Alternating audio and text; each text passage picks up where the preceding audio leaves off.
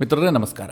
ಮಿತ್ರರೇ, ಈ ಪೆಹಲ್ಗಾವ್ ಅಟ್ಯಾಕ್ ಆದ ಬಳಿಕ ಭಾರತ ಮತ್ತು ಪಾಕಿಸ್ತಾನದ ನಡುವೆ ಯಾವ ರೀತಿಯಾದಂಥ ಕಾವೇರಿದ ವಾತಾವರಣ ಇದೆ ಅಂತ ನಾನೇ ನಿಮಗೆ ವಿವರಿಸಿ ಹೇಳಬೇಕಾಗಿಲ್ಲ.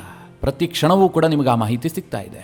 ಇದರ ನಡುವೆ ಈ ಬೆಳವಣಿಗೆಯನ್ನು ಅಂತಾರಾಷ್ಟ್ರೀಯ ಮಟ್ಟದಲ್ಲಿ ಯಾವ ರೀತಿಯಾಗಿ ನೋಡಲಾಗ್ತಾ ಇದೆ ಅನ್ನುವಂಥದ್ದು ಭಾರತದ ಪಾಲಿಗೆ ತೀರಾ ಇಂಪಾರ್ಟೆಂಟ್ ಆಗುತ್ತೆ. ಹೀಗಾಗಿ ಭಾರತ ಇದೆಲ್ಲವುದನ್ನು ಬಹಳ ಸೂಕ್ಷ್ಮವಾಗಿ ವಾಚ್ ಮಾಡ್ತಾ ಇದೆ. ಇದರ ನಡುವೆ ಅಮೆರಿಕದಿಂದ ಒಂದು ಸ್ಟ್ರಾಂಗ್ ರಿಯಾಕ್ಷನ್ ಬಂದಿದೆ. ಪಾಕಿಸ್ತಾನದ ಪತ್ರಕರ್ತ ಕೇಳಿದಂತಹ ಪ್ರಶ್ನೆಗೆ ಅಮೆರಿಕದ ಸ್ಟೇಟ್ ಡಿಪಾರ್ಟ್ಮೆಂಟ್ ಕೊಟ್ಟಂತಹ ಉತ್ತರ ಇದೆಯಲ್ಲ, ಅಮೆರಿಕ ಯಾರ ಕಡೆಗೆ ನಿಲ್ಲುತ್ತೆ ಅನ್ನುವಂಥದ್ದು ಬಹಳ ಸ್ಪಷ್ಟವಾಗ್ತಾ ಇದೆ. ಈ ಘಟನೆಯಾದ ಬಳಿಕ ಪಾಕಿಸ್ತಾನ ನಡುಗ್ ಹೋಗ್ಬಿಟ್ಟಿದೆ. ಅವರೇನು ಬಹಳ ಉತ್ಸಾಹದಲ್ಲಿದ್ರಲ್ಲ, ನಾವು ಹೊಡಿತೀವಿ, ಭಾರತ ಹೊಡೆದ್ರೇನಂತೆ, ನಾವು ಬಿಡೋದಿಲ್ಲ, ಎಲ್ಲ ಪುಂಗಿ ಬಂದಾಗುವ ಲಕ್ಷಣಗಳು ಕಾಣ್ತಾ ಇದೆ. ಅಮೆರಿಕ ಅಂತಹದೊಂದು ಸ್ಟೇಟ್ಮೆಂಟ್ ಕೊಟ್ಟಿದೆ. ಇನ್ನೊಂದು ಕಡೆ UK ಪಾರ್ಲಿಮೆಂಟ್ನಲ್ಲಿ ಬಹಳ ಅಚ್ಚರಿಯ ಬೆಳವಣಿಗೆ ನಡೆದಿದೆ. ಅಲ್ಲಿನ ಎಂಪಿಗಳು ಎದ್ದು ನಿಂತ್ಕೊಂಡು ಈ ಘಟನೆಗೆ ಪಾಕಿಸ್ತಾನ ನೇರ ಕಾರಣ, ಪಾಕಿಸ್ತಾನ ಸಾಕಿ ಕಳುಹಿಸ್ತಾ ಇರುವಂತಹ ಉಗ್ರರೇ ಈ ಕೃತ್ಯವನ್ನ ಮಾಡಿದ್ದಾರೆ ಅಂತ ಬ್ರಿಟನ್ನ ಎಂಪಿಗಳು ಎದ್ದು ನಿಂತ್ಕೊಂಡು ಘಂಟಾಘೋಷವಾಗಿ ಹೇಳ್ತಾ ಇದ್ದಾರೆ. ಪಾಕಿಸ್ತಾನಕ್ಕೆ ಇದು ದೊಡ್ಡ ಮುಖಭಂಗ ಆಗಿದೆ. ಅದರ ಬಗ್ಗೆ ಕೂಡ ಈ ವಿಡಿಯೋದಲ್ಲಿ ನಿಮಗೆ ಡೀಟೇಲ್ ಆಗಿ ತಿಳಿಸ್ಕೊಡ್ತೀನಿ. ಇನ್ನೊಂದು ಕಡೆ ಮಿತ್ರರೇ, ಜಮ್ಮು ಕಾಶ್ಮೀರದಲ್ಲಿ ಹುಡುಕಿ ಉಗ್ರರನ್ನ ಕೊಲ್ಲಲಾಗ್ತಾ ಇದೆ. ಇವತ್ತು LETಯ ಟಾಪ್ ಕಮಾಂಡರ್ ಒಬ್ಬನನ್ನು ಹೊಡೆದು ಹಾಕಲಾಗಿದೆ.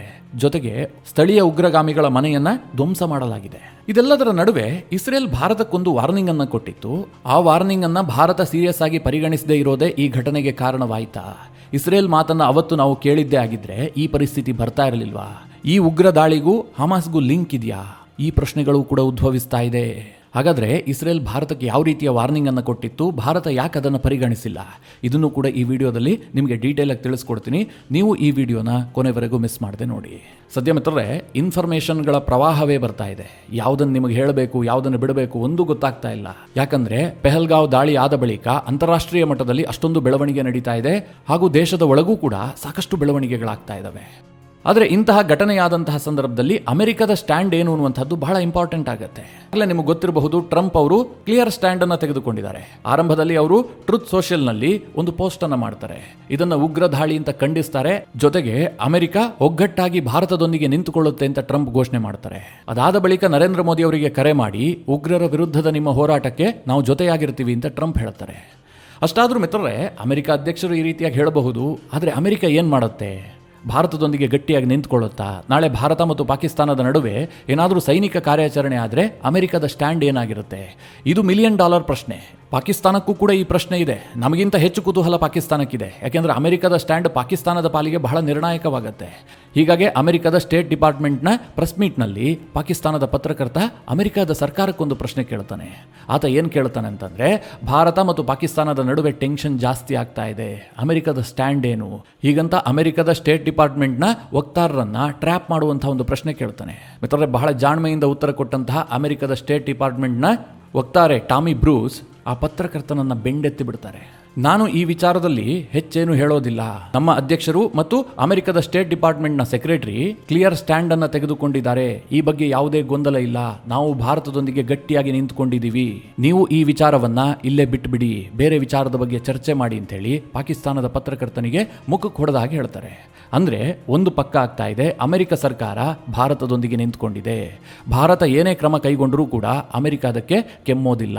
ಇದು ಬಹಳ ಸ್ಪಷ್ಟವಾಗಿ ಗೊತ್ತಾಗ್ತಾ ಇದೆ. ಮಿತ್ರರೇ, ಇದನ್ನು ಪಾಕಿಸ್ತಾನ ಜೀರ್ಣ ಮಾಡ್ಕೊಳ್ಳೋದಕ್ಕೆ ಸಾಧ್ಯ ಆಗಿಲ್ಲ. ಅಮೆರಿಕದಿಂದ ಈ ರೀತಿಯ ಉತ್ತರವನ್ನು ನೀವು ನಿರೀಕ್ಷೆ ಮಾಡೋದಕ್ಕೂ ಸಾಧ್ಯ ಇರಲಿಲ್ಲ. ಅಮೆರಿಕ ಅಡ್ಡಗೋಡೆಯ ಮೇಲೆ ದೀಪ ಇಟ್ಟಿದ್ದೇ ಜಾಸ್ತಿ.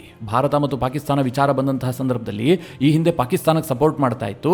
ಇತ್ತೀಚಿನ ವರ್ಷಗಳಲ್ಲಿ ಭಾರತದ ಅವಶ್ಯಕತೆ ಜಾಸ್ತಿ ಆದ ಬಳಿಕ ಅಮೆರಿಕ ಅಡ್ಡಗೋಡೆ ಮೇಲೆ ದೀಪ ಇಡ್ತಾ ಇತ್ತು. ಈಗ ಮಿತ್ರರೇ, ಟ್ರಂಪ್ ಸರ್ಕಾರ ಬಹಳ ಕ್ಲಿಯರ್ ಸ್ಟ್ಯಾಂಡ್ ಅನ್ನು ತೆಗೆದುಕೊಂಡಿದೆ. ಇದು ಉಗ್ರ ಕೃತ್ಯ, ಉಗ್ರರ ವಿರುದ್ಧದ ಹೋರಾಟಕ್ಕೆ ನಾವು ಭಾರತದ ಜೊತೆಗಿರ್ತೀವಿ ಅಂತ. ನಾಳೆ ಭಾರತ ಪಾಕಿಸ್ತಾನದೊಳಗೆ ಹೋಗಿ ಉಗ್ರರ ಲಾಂಚ್ ಪ್ಯಾಡ್ಗಳನ್ನು ಭಾರತ ಧ್ವಂಸ ಮಾಡಿದ್ದೇ ಆದರೆ ಅದಕ್ಕೆ ಟ್ರಂಪ್ ವಿರೋಧವನ್ನು ವ್ಯಕ್ತಪಡಿಸೋದಿಲ್ಲ. ಬದಲಾಗಿ ಶಹಬಾಸ್ಗಿರಿಯನ್ನು ಕೊಡ್ತಾರೆ ಎನ್ನುವಂಥದ್ದು ಇದರಿಂದ ಗೊತ್ತಾಗ್ತಾ ಇದೆ. ಕೇವಲ ಅಮೆರಿಕ ಮಾತ್ರವಾ? ಖಂಡಿತವಾಗ್ಲೂ ಇಲ್ಲ.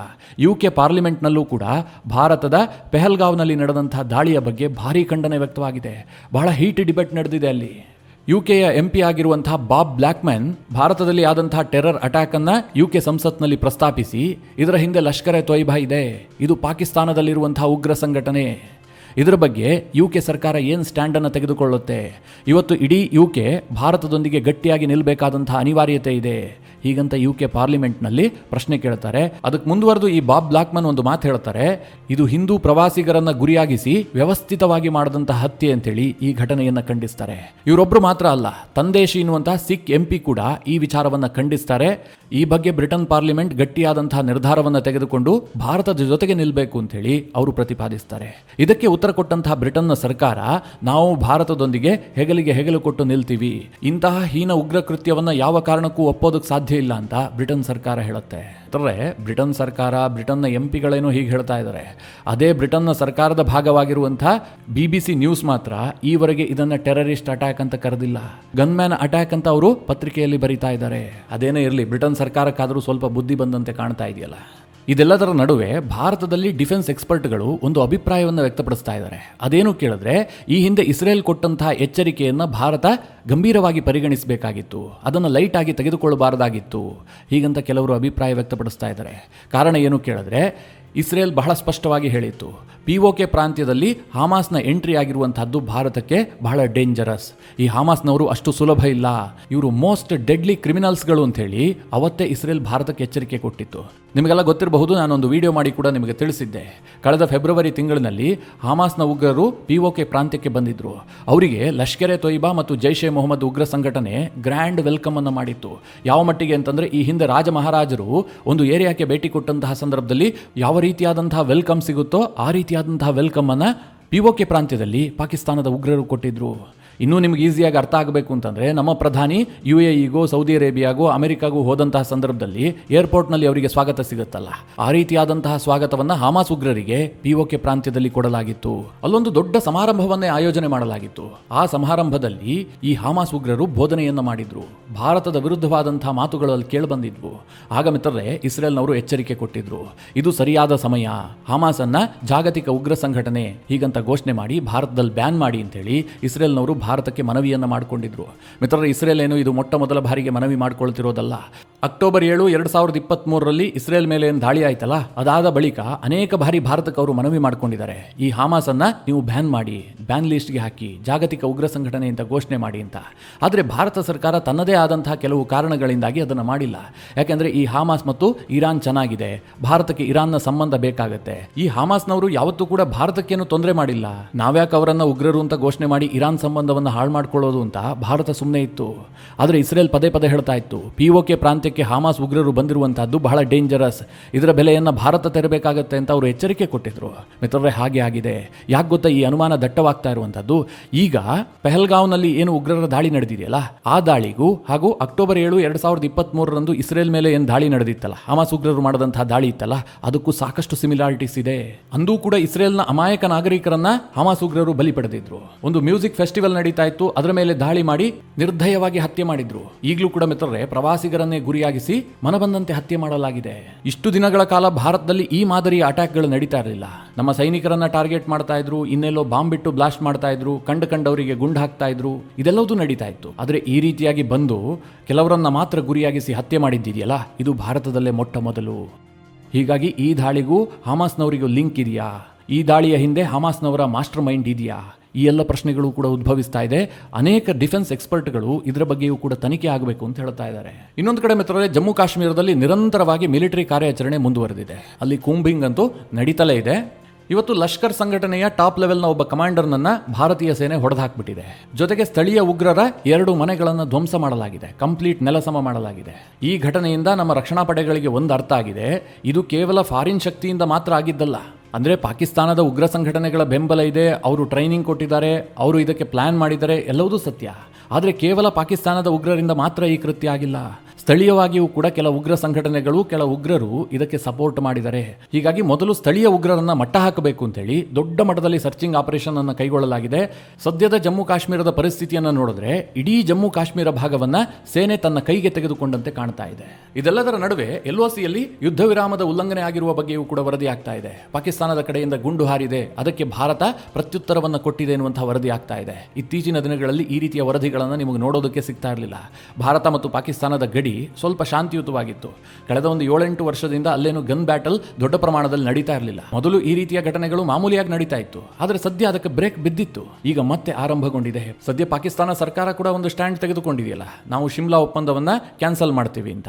ಶಿಮ್ಲಾ ಒಪ್ಪಂದದ ಪ್ರಕಾರ LOCಯನ್ನು ಇಬ್ಬರೂ ಕೂಡ ಗೌರವಿಸಬೇಕಾಗಿತ್ತು. ಆದ್ರೆ ಈಗ ಪಾಕಿಸ್ತಾನವೇ ಘೋಷಣೆ ಮಾಡಿದೆ, ನಾವು ಶಿಮ್ಲಾ ಒಪ್ಪಂದವನ್ನು ಕ್ಯಾನ್ಸಲ್ ಮಾಡ್ತಾ ಇದೀವಿ ಅಂತ. ಹೀಗಾಗಿ ಗಡಿ ನಿಯಂತ್ರಣ ರೇಖೆಯಲ್ಲಿ ಈ ರೀತಿಯ ವೈಲೇಷನ್ಗಳು ಪ್ರತಿನಿತ್ಯ ಆಗೋದಂತೂ ಗ್ಯಾರಂಟಿ. ಇನ್ನೊಂದು ಇಂಟ್ರೆಸ್ಟಿಂಗ್ ಬೆಳವಣಿಗೆ ನಡೆದಿದೆ. ಈ ಪೆಹಲ್ಗಾವ್ ಘಟನೆಯಾದ ಬಳಿಕ ಭಾರತದಲ್ಲಿ ದೊಡ್ಡ ಪ್ರಮಾಣದಲ್ಲಿ ಒಂದು ಚರ್ಚೆ ಆಗ್ತಾ ಇದೆ. ನರೇಂದ್ರ ಮೋದಿ ಸರ್ಕಾರ ಸೈನಿಕ ಕಾರ್ಯಾಚರಣೆಯನ್ನು ಪಾಕಿಸ್ತಾನದ ವಿರುದ್ಧ ಏನಾದರೂ ಮಾಡುತ್ತಾ? ಇದರ ಬಗ್ಗೆ ಭಾರತದ ಪ್ರಧಾನಿಗಳಾಗಲಿ ಅಥವಾ ನಮ್ಮ ರಕ್ಷಣಾ ಸಚಿವರಾಗಲಿ ನಮ್ಮ ಸೇನೆಯಾಗಲಿ ಎಲ್ಲೂ ಕೂಡ ಪಾಕಿಸ್ತಾನದ ಹೆಸರನ್ನೇ ಎತ್ತಿಲ್ಲ. ಪ್ರಧಾನಿ ನರೇಂದ್ರ ಮೋದಿ ಬಿಹಾರದಲ್ಲಿ ಭಾಷಣ ಮಾಡುವಂತಹ ಸಂದರ್ಭದಲ್ಲಿ ಉಗ್ರರಿಗೆ ಎಚ್ಚರಿಕೆಯನ್ನು ಕೊಟ್ಟಿದ್ದಾರೆ, ಉಗ್ರ ಸಂಘಟನೆಗಳಿಗೆ ಎಚ್ಚರಿಕೆಯನ್ನು ಕೊಟ್ಟಿದ್ದಾರೆ. ಯಾರು ಅವರನ್ನು ಬೆಂಬಲಿಸ್ತಾ ಇದ್ದಾರೋ ಅವರನ್ನು ನಾವು ನೆಲದೊಳಗೆ ಹೂತು ಹಾಕ್ತೀವಿ ಅಂತ ಹೇಳಿದ್ದಾರೆ. ಆದರೆ ಒಮ್ಮೆಯೂ ಕೂಡ ಪಾಕಿಸ್ತಾನ ಅನ್ನುವಂಥ ಪದವನ್ನು ಪ್ರಧಾನಿ ನರೇಂದ್ರ ಮೋದಿ ಅವರು ಬಳಸಿಲ್ಲ. ರಕ್ಷಣಾ ಸಚಿವರು ಕೂಡ ಇದೇ ರೀತಿಯಾಗಿ ಮಾತನಾಡಿದ್ದಾರೆ. ನಮ್ಮ ಸೇನೆಯೂ ಕೂಡ ಪಾಕಿಸ್ತಾನಕ್ಕೆ ಎಚ್ಚರಿಕೆ ಕೊಡುವಂಥ ಯಾವುದೇ ಕೆಲಸವನ್ನು ಮಾಡಿಲ್ಲ. ಇಷ್ಟಾದರೂ ಕೂಡ ಪಾಕಿಸ್ತಾನ ಹೇಳ್ತಾ ಇದೆ, ಭಾರತ ನಮ್ಮ ಮೇಲೆ 100ಕ್ಕೆ 100ರಷ್ಟು ಸೈನಿಕ ಕಾರ್ಯಾಚರಣೆಯನ್ನು ಮಾಡುತ್ತೆ, ಇದರಲ್ಲಿ ಯಾವುದೇ ಡೌಟ್ ಇಲ್ಲ ಅಂತ ಪಾಕಿಸ್ತಾನದ ಸೇನಾಧಿಕಾರಿಗಳು ಹೇಳ್ತಾ ಇದ್ದಾರೆ. ಕತರ್ ಮೂಲದ ಅಲ್ ಜಜೀರಾ ಸುದ್ದಿವಾಹಿನಿಗೆ ಮಾಹಿತಿ ಕೊಟ್ಟಿರುವಂತಹ ಪಾಕ್ ಅಧಿಕಾರಿಗಳು ಈ ರೀತಿಯ ಅಭಿಪ್ರಾಯವನ್ನು ವ್ಯಕ್ತಪಡಿಸ್ತಾ ಇದ್ದಾರೆ, ಭಾರತ 100ಕ್ಕೆ 100ರಷ್ಟು ಸೈನಿಕ ಕಾರ್ಯಾಚರಣೆಯನ್ನು ಮಾಡುತ್ತೆ ಅಂತ. ಅಲ್ಲಿಗೆ ಮಿತ್ರರೇ ಒಂದು ಕನ್ಫರ್ಮ್ ಆಗ್ತಾ ಇದೆ ತಾನೆ, ಭಾರತ ಏನು ಹೇಳ್ತಾ ಇದೆ, ಉಗ್ರರನ್ನ ಮತ್ತು ಉಗ್ರರನ್ನ ಪೋಷಿಸುವವರನ್ನ ನಾವು ನೆಲದೊಳಗೆ ಹೂತಾಕ್ತೀವಿ ಅಂತ. ಈಗ ಪಾಕಿಸ್ತಾನ ಉಗ್ರ ಪೋಷಕ ಅನ್ನುವಂಥದ್ದು ಕನ್ಫರ್ಮ್ ಆಗ್ತಾ ಇದೆಯಲ್ಲ. ಯಾಕಂದ್ರೆ ನಾವು ಕುಂಬಳಕಾಯಿ ಕಳ್ಳ ಅಂತಿದ್ದ ಹಾಗೆ ಪಾಕಿಸ್ತಾನ ಹೆಗಲು ಮುಟ್ಟಿ ನೋಡ್ಕೊಳ್ತಾ ಇದೆ. ಭಾರತ ನಮಗೆ ಹೊಡೆಯುತ್ತೆ, ಭಾರತೀಯ ಸೇನೆ ಬಂದ್ಬಿಟ್ಟು ನಮಗೆ ನೀರಿಳಿಸುತ್ತೆ ಅಂತ ಪಾಕಿಸ್ತಾನದ ಅಧಿಕಾರಿಗಳೇ ಹೇಳ್ತಾ ಇದ್ದಾರೆ. ಮಿತ್ರರೇ, ಇದರ ಆಚೆಗೂ ಕೂಡ ಭಾರತ ಮತ್ತು ಪಾಕಿಸ್ತಾನದ ನಡುವೆ ಉಂಟಾಗಿರುವಂತಹ ಈ ಒಂದು ಪರಿಸ್ಥಿತಿಯ ಬಗ್ಗೆ ಅನೇಕ ಮಾಹಿತಿಗಳಿದ್ದಾವೆ. ಮುಂದಿನ ಕೆಲ ವಿಡಿಯೋಗಳಲ್ಲಿ ಆ ಬಗ್ಗೆ ನಿಮಗೆ ಡೀಟೇಲ್ ಆಗಿ ತಿಳಿಸುವಂತಹ ಪ್ರಯತ್ನ ಮಾಡ್ತೀನಿ. ಈ ಮಾಹಿತಿಯ ಬಗ್ಗೆ ನಿಮ್ಮ ಅನಿಸಿಕೆ ಅಭಿಪ್ರಾಯಗಳೇನು ಕಮೆಂಟ್ ಮಾಡುವ ಮೂಲಕ ನಮಗೆ ತಿಳಿಸಿ. ಹಾಗೆ ನಿಮಗೆ ಈ ವಿಡಿಯೋ ಇಷ್ಟವಾದರೆ ಲೈಕ್ ಮಾಡಿ. ಜೊತೆಗೆ ನೀವಿನ್ನೂ ನಿಮ್ಮ ನೆಚ್ಚಿನ ಸಂಸ್ಕಾರ ಸೌರಭ ಯೂಟ್ಯೂಬ್ ಚಾನಲ್ನ ಸಬ್ಸ್ಕ್ರೈಬ್ ಮಾಡಿಲ್ಲ ಅಂತಾದರೆ ಈ ಕೂಡಲೇ ಸಬ್ಸ್ಕ್ರೈಬ್ ಮಾಡಿ. ಮುಂದಿನ ಎಲ್ಲ ಅಪ್ಡೇಟ್ಗಳ ನೋಟಿಫಿಕೇಷನ್ಗಾಗಿ ಬೆಲ್ ಐಕಾನ್ ಒತ್ತಿ.